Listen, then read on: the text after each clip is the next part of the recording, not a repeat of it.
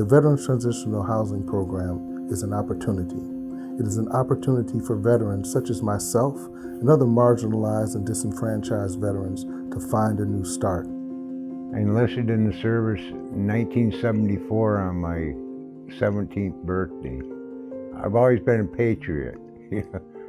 I figured it was my turn to give something back to my country, so I enlisted. After the service, there was a lot of drinking, a failed marriage.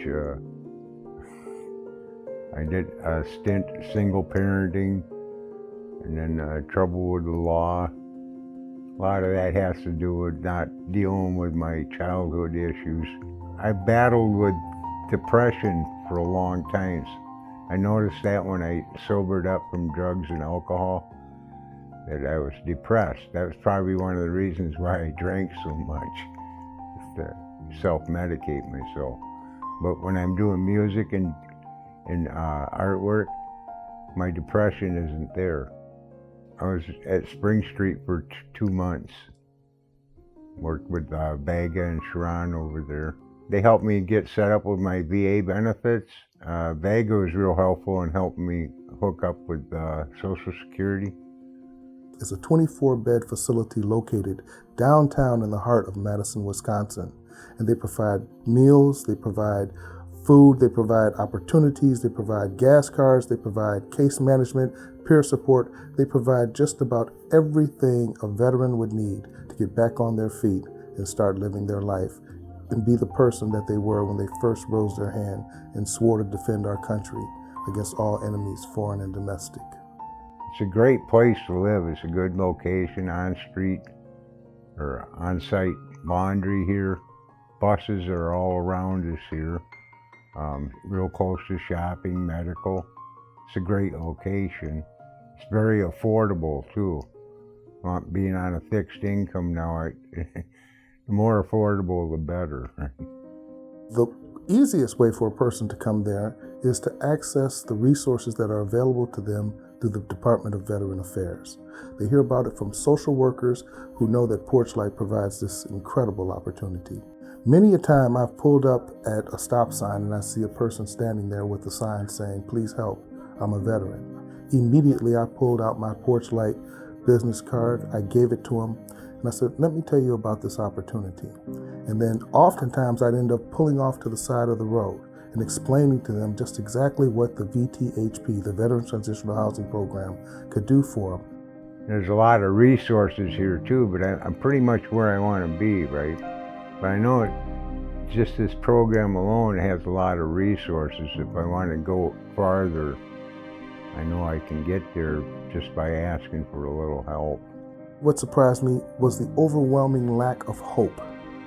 Many of the veterans approach our program and they feel that, well, this is just another program. So when veterans walk in, they say, "There's no expectation that I'll do anything. I'll stay in my room, I'll drink, I'll get high, and then finally they'll throw me out and I'll go back to the way I was." Well, I assure you that the minute you step into the Veterans Transitional Housing Program, expectations are placed upon you. Every day you have to sign in. Every day you have to begin the process of rebuilding your life. Every day you have to meet and you have to talk, you have to socialize. And every day you must begin to believe that you're not alone, because you're not.